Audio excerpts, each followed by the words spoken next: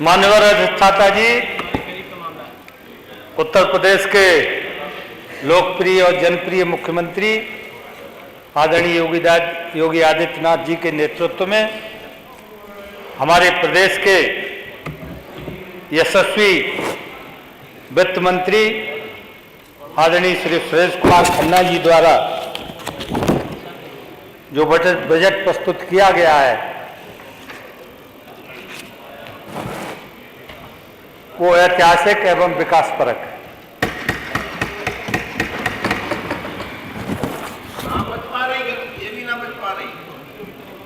बीते 6-7 वर्षों में न सिर्फ प्रदेश के बजट का आकार दोगुना हुआ है, बल्कि इस अवधि में उत्तर प्रदेश की अर्थव्यवस्था का आकार सकल राज्य घरेलू उत्पाद जीएसडीपी की लगभग 2 गुना होने जा रहा है। वर्ष 2016-17 में प्रदेश का जीएसडीपी 12,47,658 करोड़ रुपए का था, जो वर्ष 23-24 में बढ़कर 24,39,171 करोड़ के रिकॉर्ड पर पहुंचने का काम करने जा रहा है। इन 7 वर्षों में प्रदेश की जीएसडीपी में 95.50% की वृद्धि होने की प्रबल संभावना जताई जा रही है, जो एक रिकॉर्ड कायम करने का काम करेगा। महोदय, वर्ष 2017 के पहले जो प्रदेश बीमारू प्रदेश कहा जाता था, जहां भ्रष्टाचार गुंडाराज का बोलबाला था, विगत 6 वर्षों में माननीय योगी जी के सफल नेतृत्व में अब विकास की ओर तेजी से आगे बढ़ रहा है। उसी का परिणाम है कि प्रदेश की राजधानी लखनऊ में 10 से 12 फरवरी देश के मध्य यूपी ग्लोबल इन्वेस्टर समिट का भव्य एवं सफल आयोजन किया गया है, जिसमें 16 देशों एवं 21 बड़े शहरों का प्रतिनिधि मंडल निवेश की संभावनाओं के साथ सम्मिलित हुआ। 25,000 निवेशकों के द्वारा लगभग 35,000 करोड़ के समझौता ज्ञापनों पर हस्ताक्षर करने का ऐतिहासिक काम प्रदेश के अंदर पहली बार हुआ। 2017 में युवाओं की बात हम करें, 2017 के पूर्व प्रदेश की बेरोजगारी दर 14.4% थी, आज यह घटकर 4.2% रह गई है, जो प्रदेश के विकास की संभावनाओं को दर्शाती है।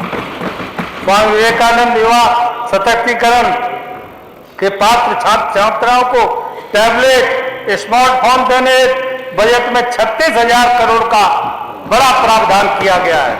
उत्तर प्रदेश स्टार्टअप नीति के अंतर्गत कृषि, चिकित्सा, स्वास्थ्य, ऊर्जा, खादी, शिक्षा, पर्यटन एवं परिवहन आदि क्षेत्रों में स्टार्टअप को बढ़ावा देने का काम तेजी से किया जा रहा है। माननीय सदस्य, ग्रामीण क्षेत्रों में युवा उद्यमियों को प्रोत्साहित करने के लिए एग्रीकल्चरल एक्सीलेटर फंड 20 करोड़ रुपए का प्रस्तावित किया गया है।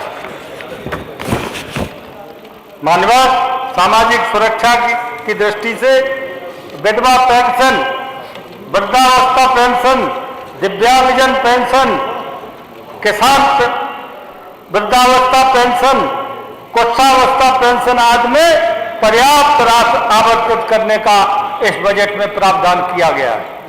मुख्यमंत्री सामूहिक विवाह योजना में अब तक 35,950 जोड़ों का विवाह धूमधाम से संपन्न कराया गया है। प्रदेश में ये योजना बेहद सफल रही है, तथा गरीबों को सीधा लाभ मिल रहा है। माननीय उत्तर प्रदेश में मुख्यमंत्री सामूहिक विवाह योजना एक ऐतिहासिक कदम हमारे मुख्यमंत्री जी ने प्रारंभ किया है।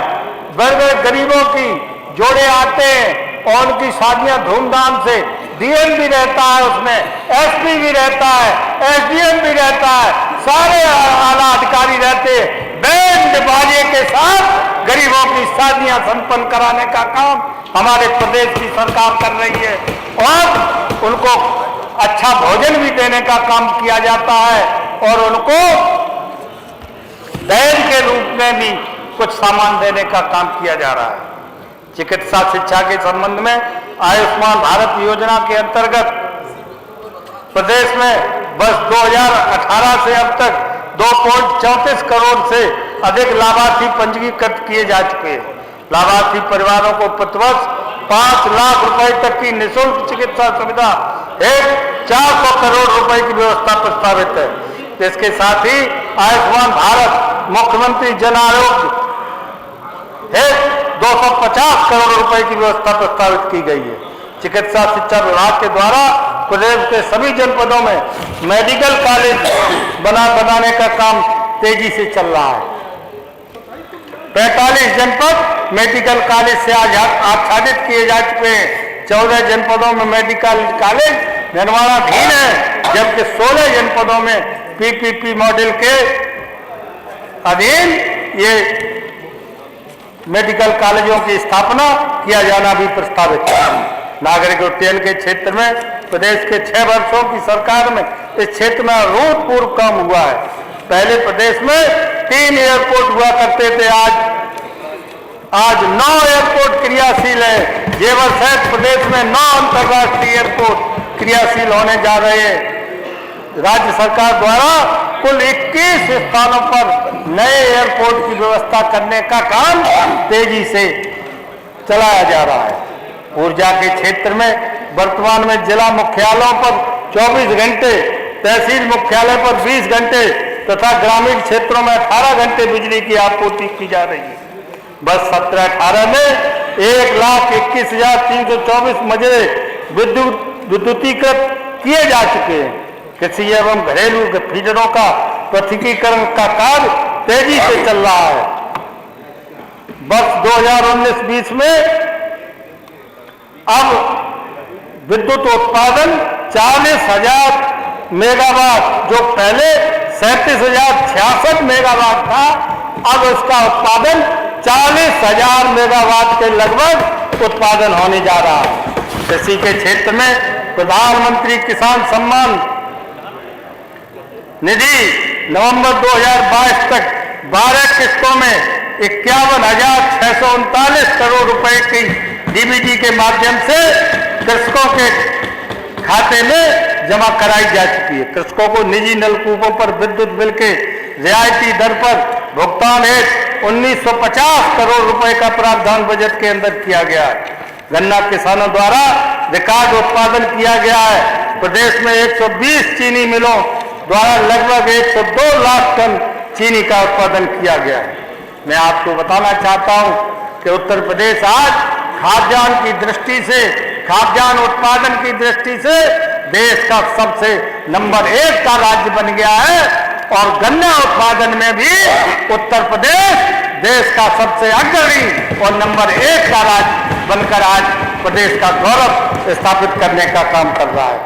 प्रदेश में निराश्रित गौवंश एक विकराल समस्या है। इसके निदान के लिए नए 187 बृहद गौ संरक्षण केंद्र गौशाला बनाया जाना प्रस्तावित है। इनमें से 171 केंद्रों पर निर्माण कार्य पूर्ण हो चुका है। इसके अतिरिक्त छोटा गौवंश के रखरखाव हेतु 750 करोड़ रुपए की व्यवस्था बजट के अंदर प्रस्तावित की गई है। बृहद गौ संरक्षण केंद्रों की स्थापना है। 120 करोड़ रुपए की व्यवस्था प्रस्तावित है। बेसिक शिक्षा के क्षेत्र में बेसिक शिक्षा विभाग के विद्यालयों द्वारा प्रदेश में क्रांतिकारी कार्य किया गया है। शहरी एवं ग्रामीण अंचल में विशेष कर सामान्य एवं निर्धन परिवारों के बच्चों को अब बेहतरीन शिक्षा प्रदान की जा रही है। पहले प्रदेश में इन स्कूलों की हालत बेहद खस्ता थी। लोग अपने बच्चों को इन प्रदेश के सरकारी स्कूलों में, प्राइमरी और जूनियर स्कूलों में पढ़ने के लिए भेजने से कतराते थे, क्योंकि उनकी हालत इस लायक नहीं थी, जर्जर भवन थे। आज ये कायाकल्प योजना के अंतर्गत इन विद्यालयों को एकदम चमचमाता हुआ प्रदेश में बनाने का काम किया गया है, जिससे पूरे प्रदेश के अंदर पढ़ाई का माहौल बना है। आज गरीबों के बच्चों को जूता, मोजा, ड्रेस, यूनिफॉर्म देकर उन्हें पढ़ाने का काम तेजी से किया जा रहा है। पढ़ाई का माहौल प्रदेश के अंदर खड़ा हुआ है। पर्यटन के क्षेत्र में प्रदेश में माननीय मुख्यमंत्री जी के नेतृत्व में प्रदेश में अपार संभावनाओं की ओर तलाशने का काम हमने किया है। अयोध्या, मथुरा, काशी में के अतिरिक्त चित्रकूट, विंध्याचल, प्रयागराज, बटेश्वर धाम और अन्य पर्यटन स्थलों के विकास के लिए सरकार भागीरथी प्रयास कर रही है।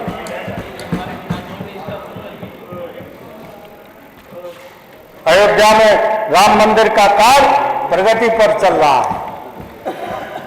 जन जन के आराध्य भगवान राम के इस मंदिर के लिए 500 वर्षों के संघर्ष के बाद 500 वर्षों के संघर्ष के बाद माननीय सर्वोच्च न्यायालय और केंद्र की सरकार के सहयोग से आज अयोध्या में राम मंदिर का इस जनवरी 2024 में लोकार्पण होने जा रहा है। ये हम सब के लिए, पूरे प्रदेशवासियों के लिए नहीं, देशवासियों के लिए गौरव और सम्मान की बात है।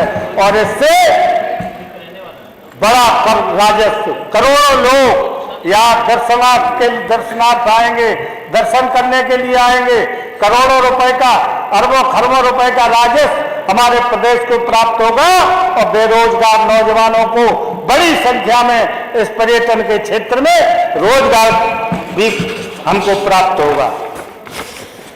और कानून व्यवस्था, जिसके बारे में आज पूरे देश में चर्चा है उत्तर प्रदेश की, कि उत्तर प्रदेश जैसी कानून व्यवस्था देश में ही नहीं विदेशों में भी इसकी चर्चा हो रही है आज तो, कि उत्तर प्रदेश की कानून व्यवस्था ऐसी कभी नहीं रही।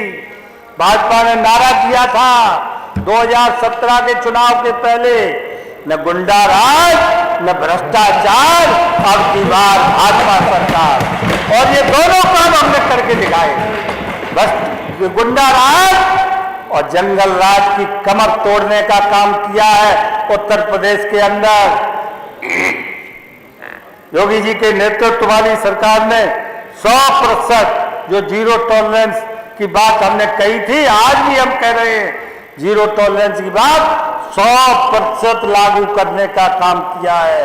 आज गुंडे, अपराधी, माफिया, बड़े बड़े माफिया जेलों के अंदर पड़े हुए हैं, योगी जी के नाम से भयभीत हैं। प्रदेश में आज पूरी जनमानस सुरक्षित है। हमारे पूर्व मुख्यमंत्री माननीय कल्याण सिंह जी कहा करते थे, उनकी 1991 की सरकार की तुलना लोग करते थे कि ऐसी कानून व्यवस्था कभी नहीं आई।